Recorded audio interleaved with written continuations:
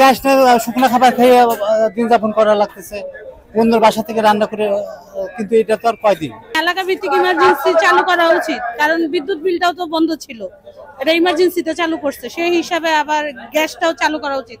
আমার বাসায় 2 দিন ধরে গ্যাস নেই, আমার ছোট ছোট 4টা বাচ্চা। আমি আসছি 2টার দিকে, এখন 5টা বাজে, এখনো কার্ড পাইনি। হ্যাঁ, এখন রিচার্জ হবে কিনা বলতে পারছি না। আমি মিরপুর 1 থেকে আসছি। তো আমার যেটা মনে হয়, এদেশের একজন নাগরিক হিসেবে যে তিতার যে কোম্পানি, তাদের যে সিস্টেমটা ডেভেলপ করা উচিত। কিভাবে ডেভেলপ করা উচিত? তারা যেমন এখানে সফটওয়্যারের মাধ্যমে আমাদেরকে পেমেন্টটা করতেছে, এরকম সফটওয়্যার তারা অঞ্চল ভিত্তিক রাখতে পারতো। যেমন আমি মিরপুরের অধিবাসী, আমি মিরপুর 1 থেকে আসছি, আসতে আমার অনেক ভোগান্তি হয়েছে এবং অনেক জায়গায় আমার হ্যাসেলের শিকার হইতে হয়েছে। এটা তাদের দোষ না, যারা কর্তৃপক্ষ তারা আমাদের জিজ্ঞাসাবাদ করবে, এজন্যই তাদেরকে রাখা হয়েছে। কিন্তু তারা যদি জোন ভিত্তিক বা অঞ্চল ভিত্তিক এই সিস্টেমটা ডেভেলপ করতে, এখানে যারা যেভাবে সফটওয়্যার মাধ্যমে দিতেছে, যেমন উত্তরা থেকে অনেকে আসতেছে, উত্তরে যদি তাদের একটা সফটওয়্যার বেস কেন্দ্র থাকতো, এটা যদি শুধুমাত্র হেড অফিস না হয় বিভিন্ন অঞ্চল ভিত্তিক বা ব্লক ওয়াইজ ভিত্তিক হইতো, তাহলে আমরা এই ভোগান্তির শিকার হতাম না এবং ওনারও আজকে যে হ্যাসেলের শিকার হয়েছে এই শিকারটা হইতো না। এবং আমরা কি করতাম, যে জনদুর্ভোগে পড়ছে আজকে, এই একটা ক্রাইসিস মোমেন্টে, এই ক্রাইসিস মোমেন্টটা তৈরি হইতো না।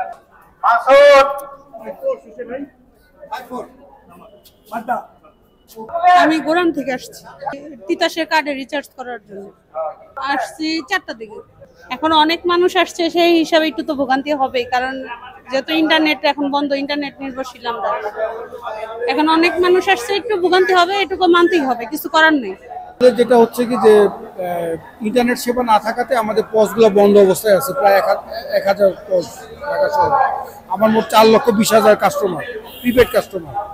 তো এই গ্রাহকদের জন্য আমরা আপাতত আমাদের সার্ভার স্টেশন, যেহেতু আমাদের হেড অফিসে, তো আমাদের সার্ভার স্টেশন থেকে আমরা ইন্টারনেট যেটা, এর মাধ্যমে একটা 8টা পজ চালু করে আমরা কাস্টমারদেরকে রিচার্জ করে দিচ্ছি। 1000 টাকা বা 1000 টাকার উপরে যে কাস্টমার যে পরিমাণ টাকা নিয়ে আসতেছে রিচার্জ করে দিচ্ছি, তবে 1000 টাকার উপরে। এখন সংবাদ দেখে আসছি আমি, যে বলছি যে 5টার পরেও সার্ভিস চলবে। আমার 3 দিন যাবত রান্না বন্ধ, আমি আর করতে পারতেছি না।